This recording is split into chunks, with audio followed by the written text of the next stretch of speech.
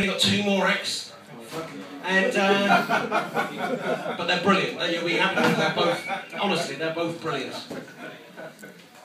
Brilliant they are. They're both brilliant. So let's get some bit of energy. Can we start some clapping from over here? This guy's great. Come along, mate. Mr. Darren Sandy Smith. Hey! It's nice. All right. All right. Anyone know it was World Autism Awareness Day yesterday? I thought that was ironic, considering it's the one thing they don't have. I didn't like that joke. Autism basically is a lack of social awareness. Yeah. It's just because, you know, it's what they're putting I'm not having a go. Well, I'm a little bit disabled myself. I've got, I have to wear contact lenses. They're getting very clouded at the moment, so I'm quite tired. I'm going deaf in this ear.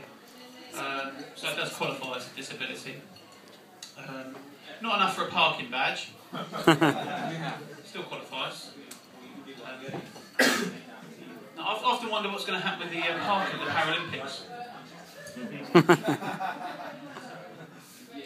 You watch them race around a 1500-metre track, you tell them they can't park outside, they go fucking mental.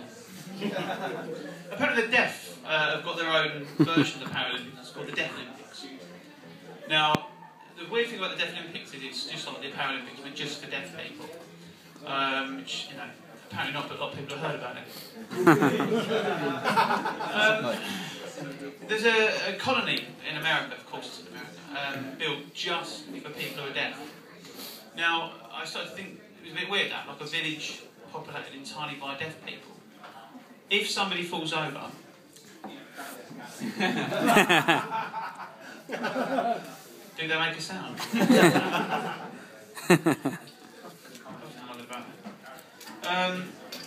Any Conservative fans in tonight? Any Tory voters? No? You don't find many in the nice list, do you? For me, I'm a bit. I've always been a sort of more left-wing person. I don't believe that, you know, we should be letting the rich pay less tax. I don't think we should sort of put the burden on the poor people. It just seems wrong. But to me, like, the difference between Labour and Tories nowadays is that they just sort of take it in turns to fuckers, don't they? It's like they're literally being spit roasted by the Conservatives and the Tories, and they take it in turns to sort of do us in the mouth. But the Lib Dems just wanking in the background, occasionally getting to finger our arsehole. It's horrible. It's horrible what's happening in this country. There are 2 types of people who vote for the Conservative Party: cold, calculating capitalists, and people who don't know any better. Now, if you want to vote for the Tories, fine. But you just need to make a decision if you vote for them because you're ignorant or because you're a cunt.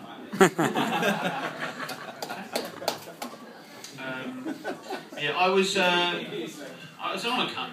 I bought a suit in Tottenham the other day, knowing full well that they get away with $6 billion worth of tax every year. It's disgusting, really. But the saddest thing about that was I sort of looked. You know, they get the full-length mirrors in Tottenham. I looked at myself in the mirror, and I realised that with my shirt off, my torso looks like a depressed alien, sagging. You know. I'm not 17 anymore, I won't mind. Anyone been to Zimbabwe recently? No. I read this story the other day. Bear with me. It's the mic stand first.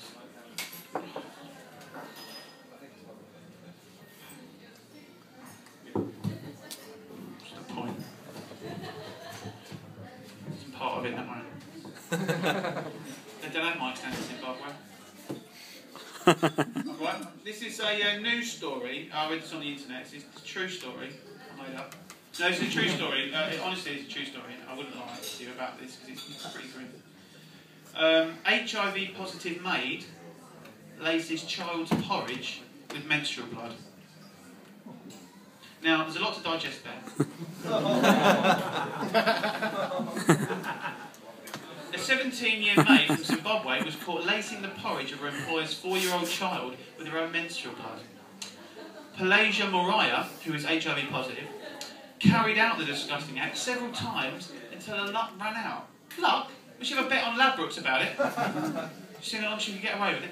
The ruse was discovered by her employer, who noticed a drop of blood when her child was eating porridge and investigated. What's wrong with the jam? I thought you liked your porridge. It tastes like jam. What does it taste like? Period blood. Chihuahuas, is her name or something, was arrested in Mpandawa Gutu. Anyone know it? No? Oh, I didn't know that either. He lived in South Zimbabwe and professed ignorance of the blood. She denied it. Now that wouldn't happen in this country, would it? We're too polite. How would you bring that up? Mariah? Can I have a little word? You know we love the work you do around the house. We think you're brilliant, but how can I say?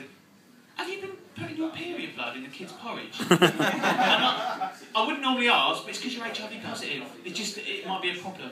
We wouldn't ask in this country, would we? It goes on to say, her inquisitive employer took the porridge, the child and the maid to Gutu Rural Hospital, where tests confirmed it was her actual menstrual blood. Must have been awkward in the waiting room, waiting for the results to come in.